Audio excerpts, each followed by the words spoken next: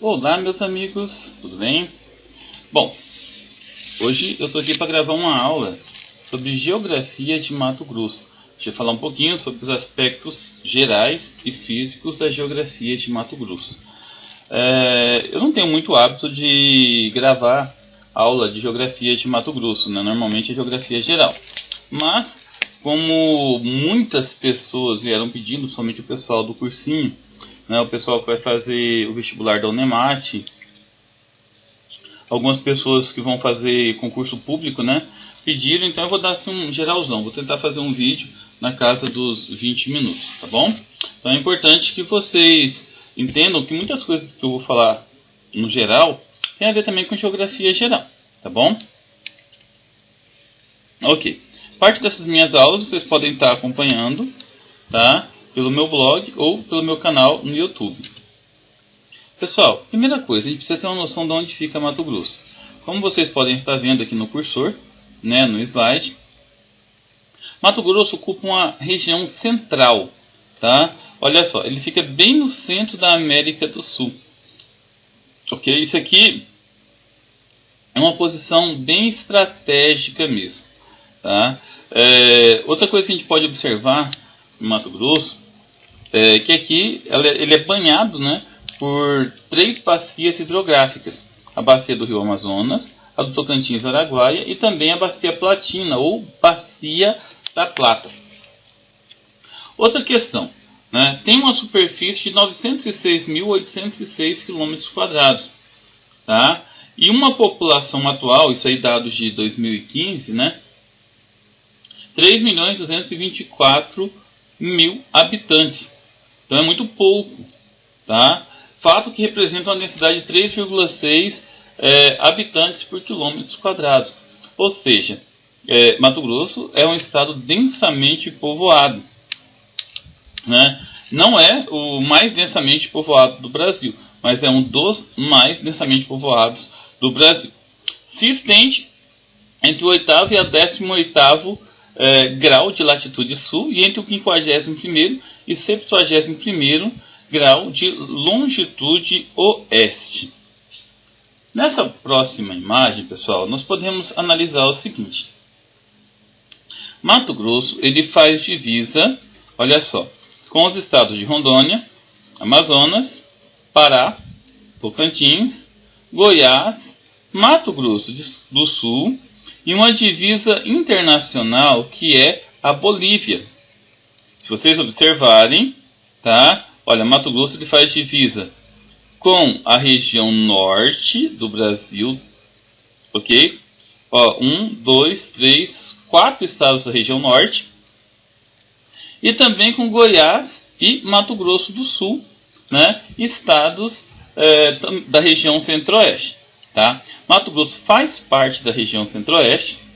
E a região centro-oeste, pessoal, tem 2 divisas internacionais, tanto a Bolívia como o Paraguai, ali no Mato Grosso do Sul, né?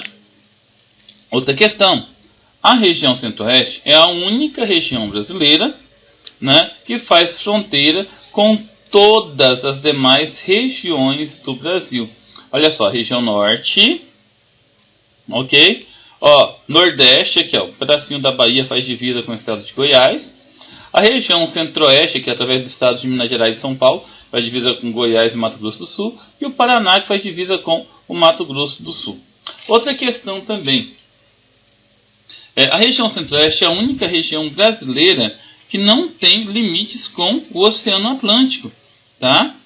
Então, todas as demais regiões brasileiras têm litoral, menos a região centro-oeste, ok? Bom, vamos agora, pessoal, falar um pouquinho da geografia de Mato Grosso, tá? Vamos falar agora do aspecto mais físico, tá? Bom, Mato Grosso ele tem praticamente 3 biomas, né? O Cerrado, a Floresta Amazônica e o Pantanal. E tem também aquela área de transição, tá? Então é importante a gente entender um pouquinho sobre isso daí.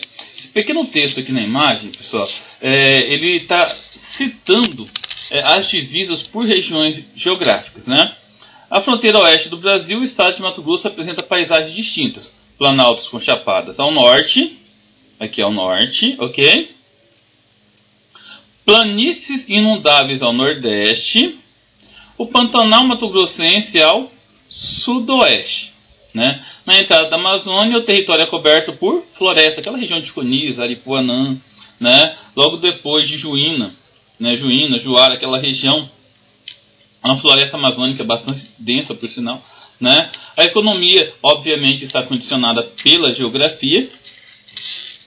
Os largos campos de cerrado permitem a pecuária extensiva e cultivo agrícola. Né? As regiões, tanto de planície como de planalto, onde predominam os campos, são regiões bastante planas. Então, são áreas assim, muito boas para a prática agrícola, para a pecuária. Né? E nas áreas de floresta, pessoal, é muito comum a questão do extrativismo, né? Principalmente o extrativismo vegetal, no caso da madeira, né? Mas tem também regiões em que o extrativismo mineral é muito aproveitado economicamente.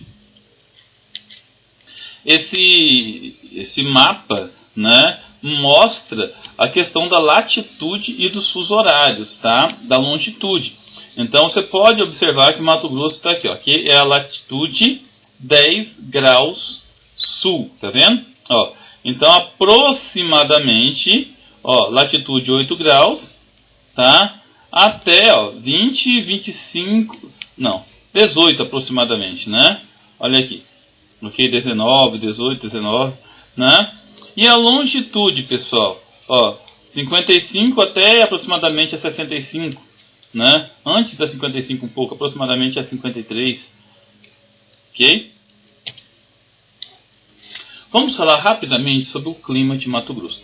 Via de regra, o clima de Mato Grosso é o tropical típico, tá? As médias da chuva variam de 1.250 a 2.750 milímetros e tem duas estações bem definidas, né?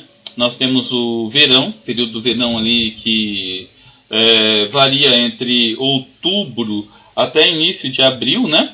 Que é chamado de verão chuvoso. Você pega de setembro, 21 de setembro até 22 de dezembro, né? Você tem um período da primavera. E você tem aí do dia 22 de dezembro até 23 de março o período do verão. Então esse período é chamado de época das chuvas ou das águas, na verdade. De março, comecinho de abril, né, até meados de setembro é o período da estiagem, tá?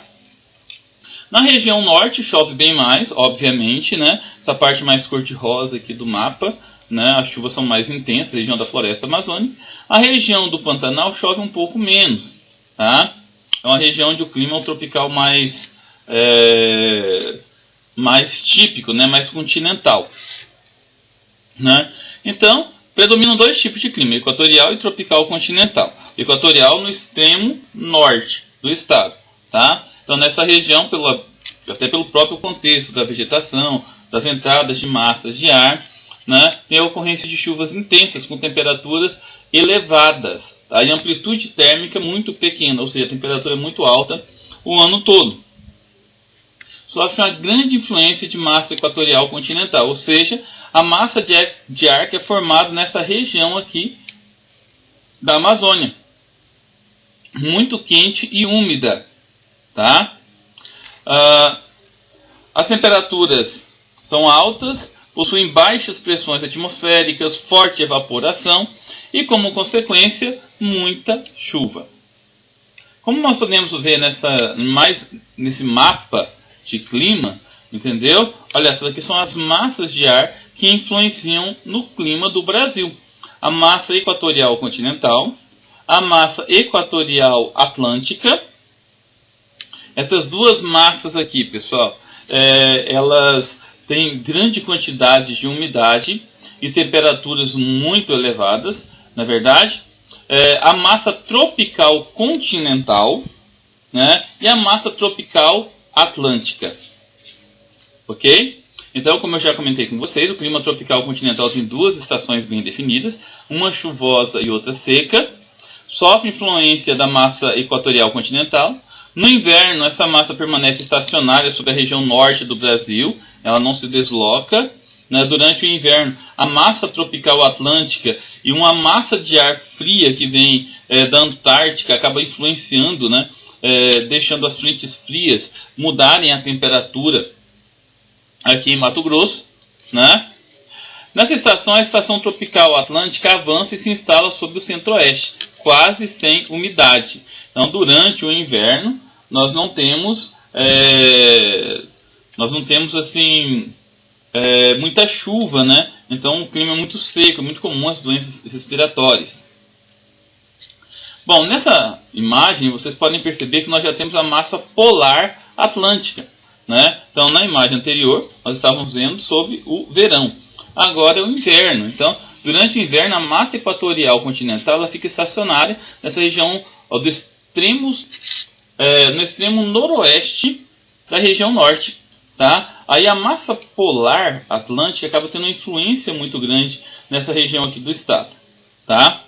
Podem acontecer chuvas eventuais? Pode. Né? Essa época nossa aqui mesmo em Mato Grosso, nós estamos agora no mês de maio. Aqui mesmo em primavera, né? Ontem choveu. É comum? Não, não é comum, mas pode acontecer.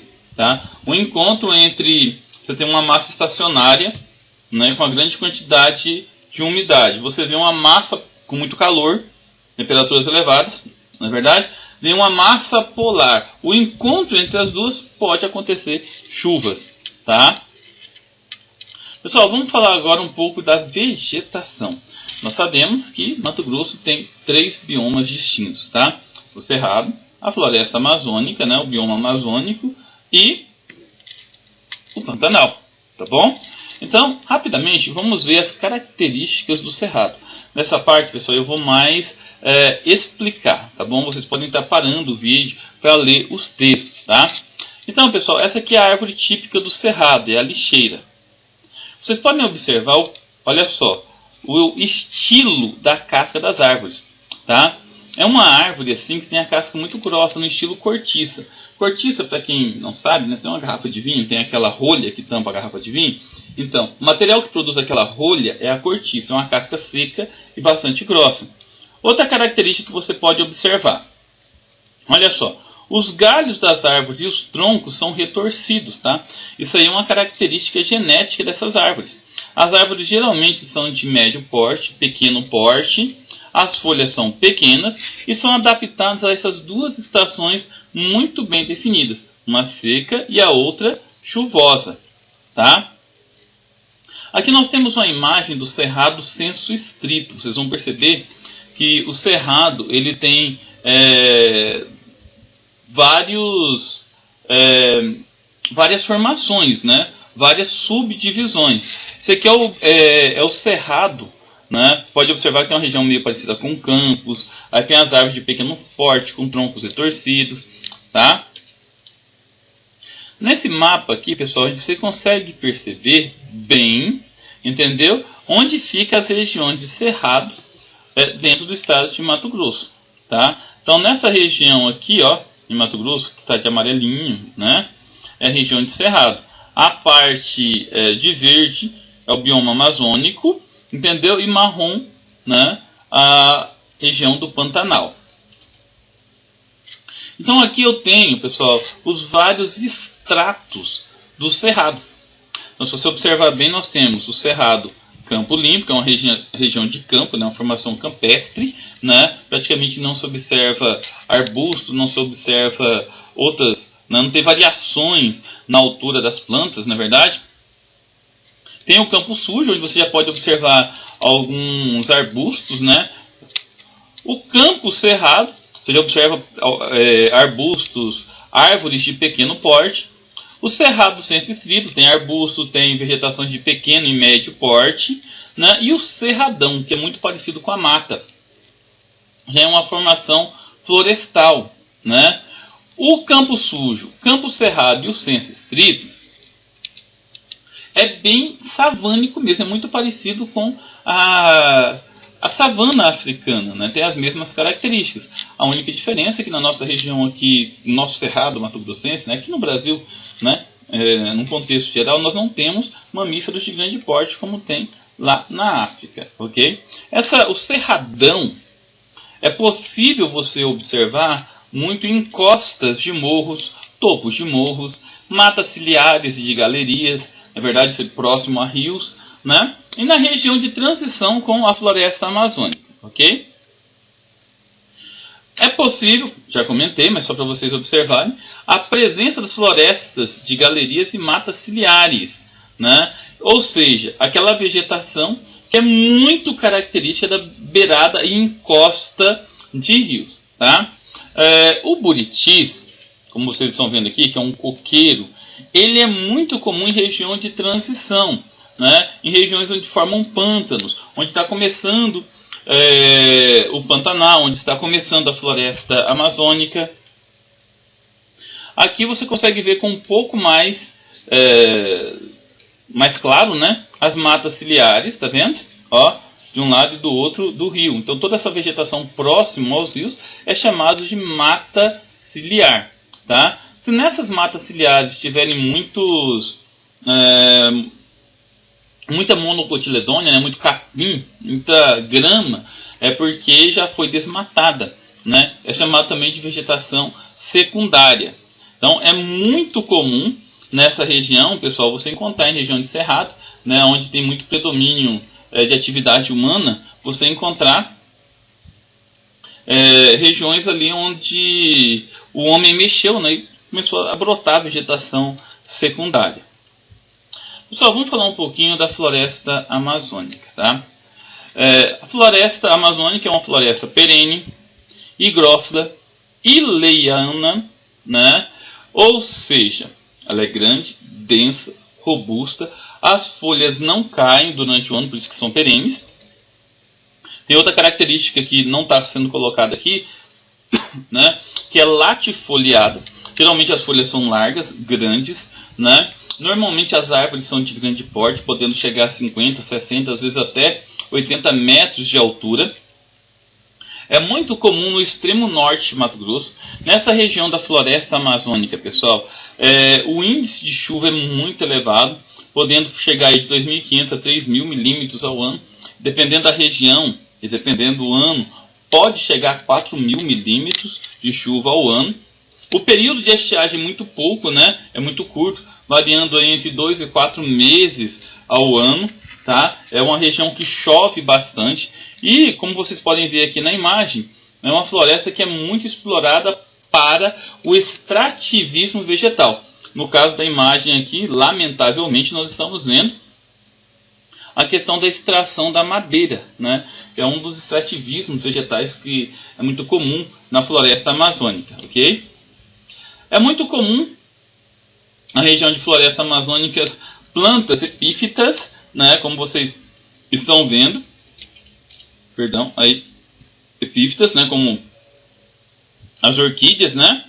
E é comum também, pessoal, a presença de raízes tabulares. Essas raízes que vão saindo do caule para ganhar mais sustentação nas árvores, né? Tem árvore, uma castanheira que chega a 80 metros, né? É comum a presença de raízes tabulares, ok?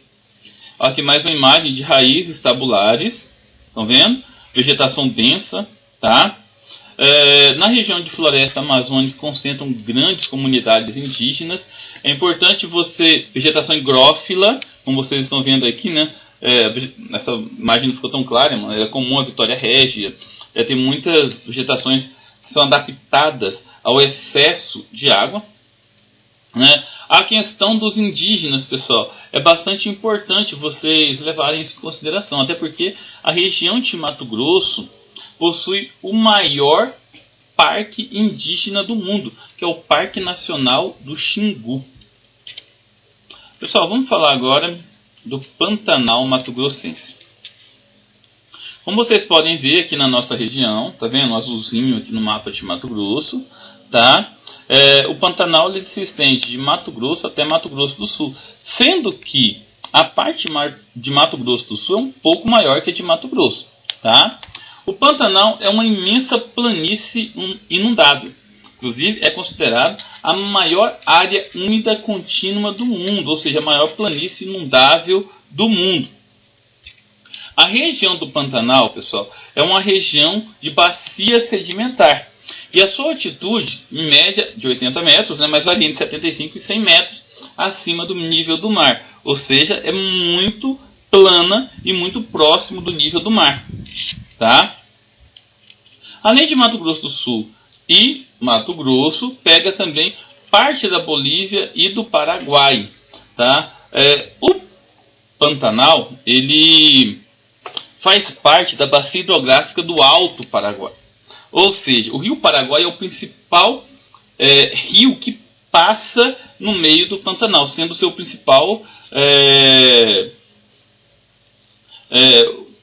enfim, o Pantanal acaba sendo dependente das cheias do Rio Paraguai. Na época das chuvas, as cheias do Rio Paraguai acabam alagando boa parte do Pantanal. Tá? Como vocês podem ver aqui no texto, né, o Rio Paraguai é proveniente das cabeceiras do Planalto Central e do Brasil. Ok? O clima dessa região é o tropical semiúmido. E o índice pluviométrico gira em torno dos 1.500 milímetros por ano. Depende muito do ano, depende muito da situação climática, na verdade. Teve épocas de chegar a 2.500 milímetros, tem épocas de chegar a 1.200 milímetros por ano, mas a média gira em torno de 1.500. Sendo que as chuvas, assim como boa parte de Mato Grosso, se concentram no período conhecido como verão, né, entre outubro e abril, final de setembro, né, até comecinho de abril. A temperatura média varia entre 17 e 23 graus, ou seja, não tem uma amplitude térmica muito grande. Né. O mínimo da temperatura já registrado foi 0 graus no inverno, devido à entrada de massas polares, né? Ok? E as mais altas temperaturas giram em torno de 40 graus, tá? Bem próximo ali dos arredores da cidade de Cuiabá, né? Próximo a Cuiabá já começa o Pantanal. Aliás, o início do Pantanal Mato Grossense fica na região de Cáceres, né? Passando ali por Livramento, Poconé, parte de Cuiabá, os arredores de Cuiabá, passando próximo à Primavera do Leste, perdão, a Santo Antônio do Leverger, né? Barão de Melgaço, né? Barão de Melgaço é o auge do Pantanal. Poconé, Barão de Melgaço é o auge, né, do Pantanal. Inclusive a Transpantaneira, que começa naquela região de Poconé, ela vai até a região de Barão, tá? A fauna é bastante rica e diversificada, né? Contudo, tem algumas espécies que são ameaçadas de extinção, como a capivara, tamanduá bandeira, o veado mateiro, a onça pintada, entre outros. Aqui nós temos imagem, né, de um jaú, né, peixe típico da região. Nós temos imagem da capivara, o maior roedor do mundo, né? O tuiuiu ou jaburu, que é a maior cegonha do Brasil, é a árvore símbolo do Pantanal.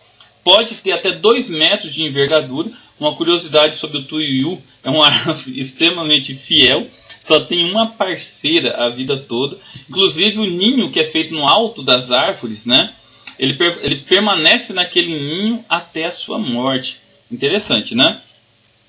O maior peixe é o jaú, como eu já mostrei para vocês, né, pode chegar a 1,5 m e pesar até 120 kg. Imagem do tuiuiu, a árvore símbolo do Pantanal. Outra questão.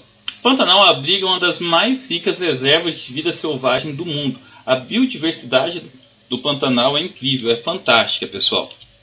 Tá? Em alguns locais mais elevados, onde o solo não retém água, a vegetação pode apresentar a vegetação típica de caatinga, como cactos, né? É comum mandacaru, xique-xique, coroa de frade, entendeu? Em regiões assim onde tem um excesso de argila muito grande. O excesso de argila no solo, né, não deixa reter água. Se não retém água, fica aquela vegetação, aquele solo ressequido, né? Então acaba que a vegetação se torna muito típica, né, muito parecida com a vegetação da caatinga lá no Nordeste, tá? No sertão nordestino. Nas áreas em que são inundadas durante as cheias anuais, crescem gramíneas formando pastagens naturais. Então, na região que é alagada, sofre modificação, obviamente, né? Os capins são muito comuns, né? São adaptados ao excesso de inundação. Então, o Pantanal ele é dependente do processo de cheia e vazante. Então, são 6 meses de cheia, 6 meses de vazante. ok? É isso aí, pessoal. Vamos falar agora de hidrografia. Hidrografia é aquela parte da geografia que estuda as águas, né? É importante a gente estudar a hidrografia porque Mato Grosso é conhecido como a caixa d'água do Brasil. Como assim a caixa d'água do Brasil, pessoal? Ele se destaca no cenário nacional por ter uma grande reserva de água, né? Uma grande reserva e também é banhado por 3 bacias hidrográficas diferentes. A bacia amazônica, a do Paraná e a do Tocantins. Tá? Eu digitei errado aqui, tá? Não é do Paraná não, é do Paraguai, tá? Olha só, novamente tá digitado errado, perdão. Eu vou corrigir para não passar vergonha. Paraguai. Se alguém perguntar, eu não errei. Eu confundi. Tá? Então, pessoal, tem 3 grandes bacias hidrográficas. Olha só. Aqui de roxinho, tá? A bacia do Paraguai. Nessa parte aqui, esse azul mais clarinho, é a bacia do Tocantins Araguaia. E de verde, a bacia amazônica, ok? Olha só. Em alguns materiais, você vai ler, né, que é a bacia platina, tá? Verdade ou mentira? Verdade, porque olha só, essa bacia, a platina ou bacia da prata, é uma bacia mista, né? Esse lilás aqui é a bacia do Paraná, esse roxo clarinho do Paraguai, e aqui embaixo esse cor de rosa, bem sugestivo por sinal, no Rio Grande do Sul, tá vendo? A bacia do Uruguai. Então, essas 3 bacias aqui formam a bacia da prata. Por quê? Os seus principais rios desaguam no estuário da Prata, que fica aqui, ó, na confluência entre o Uruguai e o Rio Grande do Sul. Tá? Então é uma bacia mista. Ok? Em Mato Grosso nós temos a Amazônia, Paraguai e a do Tocantins, Araguaia. Tá? Nessa imagem aqui, nós temos os principais trechos navegáveis, tá, do Brasil, principalmente em Mato Grosso. Aqui com destaque para o Rio Paraguai e o Rio Cuiabá, que são os 2 mais utilizados. O Rio Guaporé, no extremo sudoeste de Mato Grosso, aquela região de Pontes Lacerda, Jauru, na verdade, né? O Rio das Mortes e o Rio Araguaia, né? Passei sem querer, foi mal, né? Mais ao sudeste, né? Perdão, ao nordeste de Mato Grosso, entendeu? O Rio Telespires ali na confluência norte entre o Pará, o Amazonas e Mato Grosso, ali bem no extremo norte, aquela região de Aripuanã, entre Alta Floresta e Aripuanã, nós temos o Rio Telespires. São os principais rios navegáveis. No período da colonização, o pessoal saía aqui, ó, de São Paulo, né, pelo Rio Tietê, Rio Grande, Rio Paranaíba, né, pegava o Rio Paranazão, né, chegava até a confluência do Prata, pegava o Rio Paraguai, subia chegando a Cuiabá, até onde hoje é a capital do estado. Tá? Os rios que integram a bacia amazônica drenam a porção norte, como vocês podem ver aqui, ó. Destaque para o rio Arinos, Xingu, Telespires, entendeu? Rio Juruena, Rio Aripuanã, Rio Roosevelt, Rio Guaporé, entendeu? São rios que integram essa parte aqui, tá? Eu já tive, inclusive, tomando banho ali no Rio Aripuanã.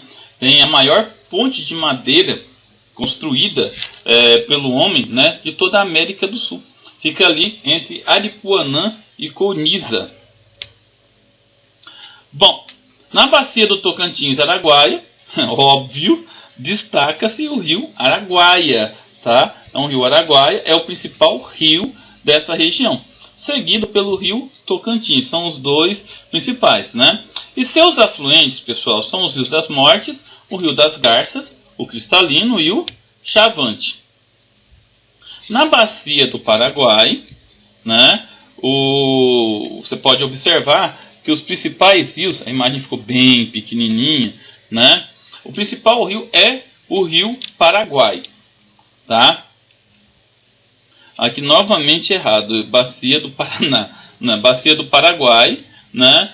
O principal é o rio Paraguai, tá? Ele é extremamente navegável, é um rio de planície, inclusive parte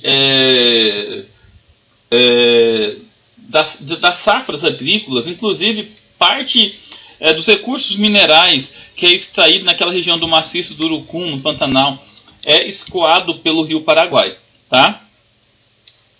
Os principais afluentes são o rio Jauru, Cabaçal, né, que inclusive passa naquela região de reserva do Cabaçal, próximo a Araputanga, né? Sepotuba e Cuiabá, que corta a cidade de Cuiabá. O rio Cuiabá é um dos principais, ok? Pessoal, agora vamos falar uma coisa bastante interessante, que eu mais vou explicar, tá? A hidrografia de Mato Grosso tem relação direta com o processo de colonização do estado, né? Então, todas as atividades humanas estavam relacionadas com a hidrografia, principalmente aos rios. Porque todos os mantimentos, toda a mineração, tudo que era retirado de riqueza do estado era transportado para a região sudeste através dos rios.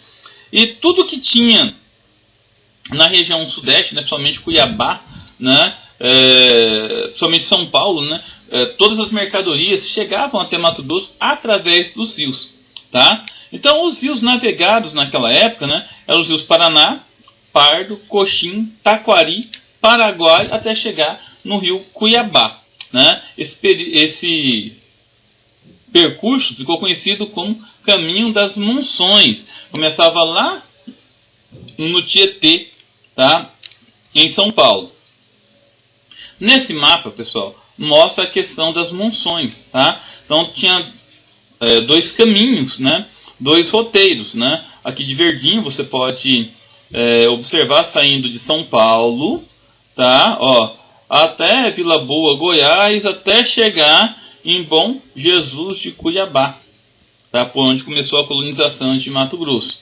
Ou pelos rios, Rio Tietê, olha aqui, ó, Rio Paraná, Rio Anhanduí, Rio Pardo, né? Rio Taquari, até a região de Corumbá, né, onde pegava o Rio Paraguai, ou aqui, ó, Anhanduí, Rio Miranda, até o Paraguai, tá? Bem no início da colonização, pegava aqui o Rio Paraná, chegando até a confluência do estuário da Prata, né? Subia o Rio Paraguai até chegar na nossa região aqui, né? Onde hoje é a capital do estado, Cuiabá. Então, a colonização de Mato Grosso começou por essa região, ok? A hidrografia, pessoal, também tem relação direta com o contexto econômico, né? Tem relação direta com a mineração, é óbvio, né? Porque as margens do rio Cuiabá, ali, no rio Cuiabá, onde hoje é o bairro São Gonçalo, Beira Rio, foi onde Pascoal Moreira da Cabral descobriu ouro, né? Os córregos dentro de Cuiabá, que desaguavam no rio Cuiabá, foi onde Miguel Sutil encontrou muito ouro. Ali onde hoje é a rodoviária, né, próximo onde hoje é a rodoviária, antigo modelo da Miguel Sutil, né, em Cuiabá, onde ficava lavras do Sutil, né. Ali na região onde hoje é a Avenida Prainha tinha um córrego chamado Córrego da Prainha. Então, as margens do Córrego da Prainha foi encontrado muito ouro. O bairro hoje é o bairro do Porto, Dom Aquino, né? Eram regiões que encontravam muito ouro. Então a hidrografia tem relação direta com a mineração. Outra questão também, pessoal, são as áreas inundáveis, né? Então parte das áreas onde a hidrografia é muito presente, ou seja, onde fica alagado pelo processo da cheia, né, e vazante, é muito utilizado para a criação de fazendas de gado. Muito comum, por exemplo, pessoal, na região do Pantanal, tá? Olha só, imagens da região Pantanal, né? No Pantanal, por influência das características do regime fluvial, como eu comentei com vocês, né? Processo de cheia e vazante, né? Lá possui grandes extensões de planícies. Nessa região é muito comum a criação de gado, tá? E o gado dessa região, pessoal, eles são adaptados ao gado pantaneiro. Eles são adaptados a esse sistema de cheia e vazante, né? É um gado que consegue pastar mesmo na água durante o processo de cheia, tá? Processo de alagamento. É muito comum também os fazendeiros, né, da região, eles retirarem o gado das áreas mais baixas, né, para as áreas mais elevadas, fora do alcance das águas. Principalmente depois com a introdução do gado Nelore, que é um gado de origem asiática, muito rústico e de grande precocidade, e que foi sendo colocado nessa região, tá? Então, de certa forma, o gado ele passa a ter uma certa recompensa, né? Mas durante o período de estiagem ele pode voltar para a região onde estava alagado, né? E que vai estar cheio de gramas. Ok, pessoal, vamos falar agora de relevo. Bom, nessa imagem aqui eu tenho as principais formas de relevo do estado. Então aqui nós temos no nosso estado 3 formas de unidade de relevo: os planaltos, as planícies e as depressões, tá? A imagem está bastante pequenininha, né? Mas nós temos os planaltos e chapadas dos Parecis, planalto e chapada dos Guimarães, né?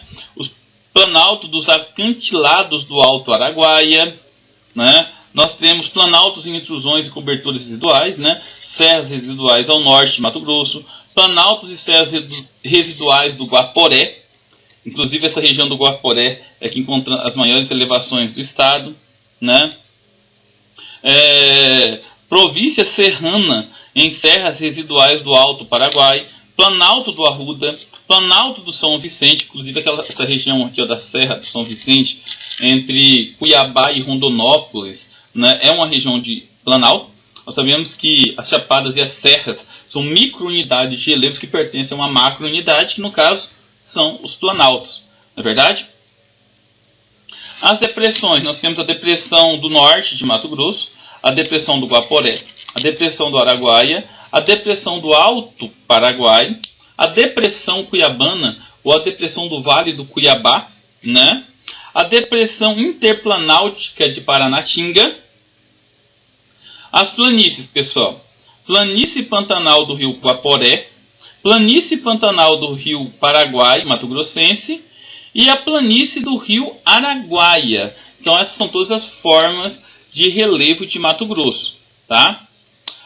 Aqui são os pontos que se destacam no relevo, né? Você tem aqui a Serra dos Caiabis, a Serra Formosa, a Chapada dos Parecis, né? Próximo a essa região aí que vai para a Barra do Bugres, né? Onde tem a confluência do rio Bugres com o rio Paraguaizinho, formando o Paraguaizão.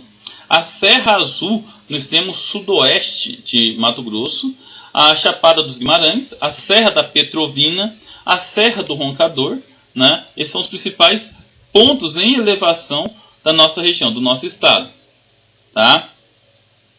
Esse mapa também mostra as unidades de relevo, e aqui o destaque são as depressões, tá? Essa região aqui, pessoal, ó, de cinza mais escuro, é a depressão cuiabana.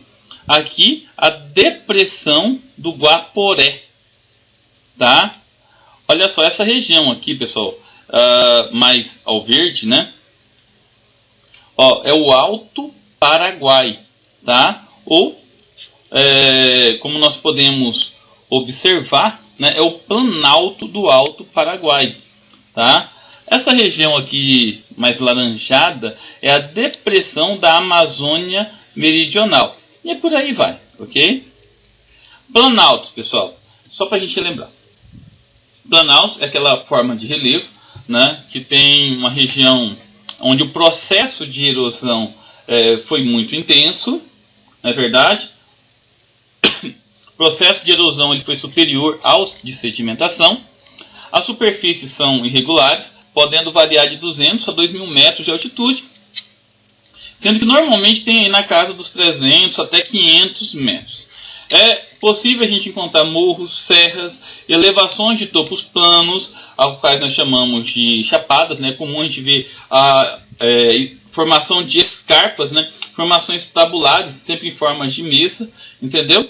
Então esse processo é muito comum nas regiões de planalto. A imagem que vocês estão vendo aqui é a imagem da Chapada dos Guimarães. Temos o Planalto dos Parecis, ocupa uma grande área do estado de Mato Grosso, formado por terrenos sedimentares do Mesozoico, né? Então são terrenos bastante antigos, né? É o divisor de águas das bacias do Amazonas e do Paraguai, e a altitude gira em torno de 800 metros. Planalto e serras residuais do Alto Paraguai, fica ao sul de Mato Grosso, ok? Ao sul do Pantanal Mato-Grossense, ou ao norte do Pantanal, aquelas duas regiões, correspondem às formas de dobramentos em rochas sedimentares da era pré-cambriana. Cara, é muito antigo. Isso leva a crer alguns estudiosos que essa região onde foi o Pantanal, essa região aqui, pessoal, essa aqui é o sul do Pantanal, e aqui, próximo ao Guaporé, o norte do Pantanal, ok? Então, essas duas regiões aqui formam regiões de planalto, conhecido como Planalto do Alto Paraguai, tá? Essa região aqui leva alguns estudiosos aqui que já foi um dobramento moderno, ou seja, já foi uma cadeia de montanhas na era pré-cambriana. Então essa região foi bastante erodida, foi enchendo de sedimentos até se transformar numa planície, tá? As altitudes dessa região variam entre 600 e 800 metros, tá? A região que mais se destaca, a Serra das Araras, a Serra Azul, no norte do Pantanal, né? A Serra da Bodoquena e o maciço do Urucum, que já fica na região de Mato Grosso do Sul. Isso aqui é uma imagem da Serra das Araras. As serras do Alto Paraguai. Ok? Vamos falar agora, pessoal, das depressões, né? A depressão do Araguaia-Tocantins, né? Vale dos rios Araguaia e do Tocantins, tem um relevo bastante plano, fica entre 200 e 400 metros. É importante a gente lembrar que as depressões elas ficam próximas a regiões de planalto. Por isso que normalmente as altitudes relacionadas às depressões são mais elevadas do que as planícies, não é verdade? É muito comum rochas cristalinas, rochas sedimentares, né?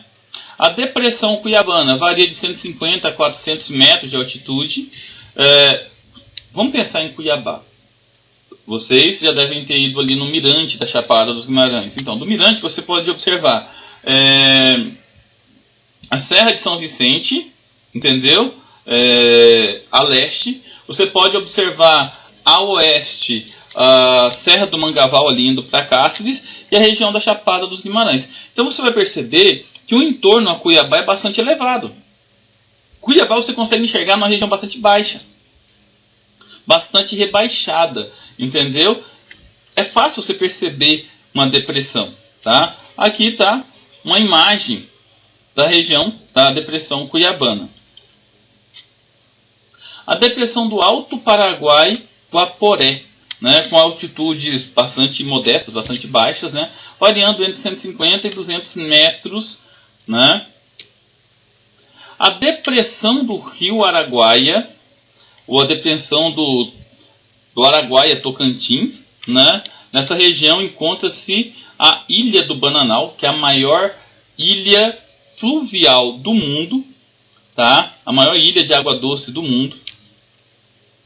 A planície do Pantanal, como eu já comentei com vocês, essa é a maior planície alagável do mundo. É cortado pelo rio Araguaia, né? Pelo rio Paraguai e por todos os seus afluentes. É uma área de grande deposição sedimentar.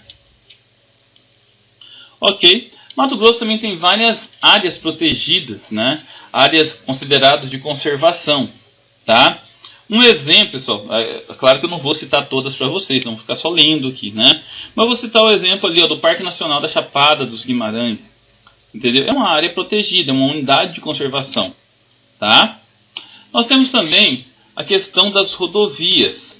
Olha só, nesse mapa rodoviário, tá? Nós temos as principais rodovias de Mato Grosso, tá? Em vermelho nós temos destaque para as rodovias federais, tá? olha só, destaque para a 163 e a 364. Nós temos também nessa região aqui, indo para o oeste, a 174 e a 070. Tá? Nós temos também a 058 ou a 242. São as principais rodovias de Mato Grosso. Ok? Pessoal, é isso. Espero que vocês tenham curtido. A aula foi um pouco mais longa do que eu esperava. A intenção foi falar dos aspectos físicos de Mato Grosso. Acho que consegui. Qualquer dúvida vocês podem estar entrando no meu canal e fazendo perguntas. Ok? Valeu, galera. Fiquem com Deus e até a próxima.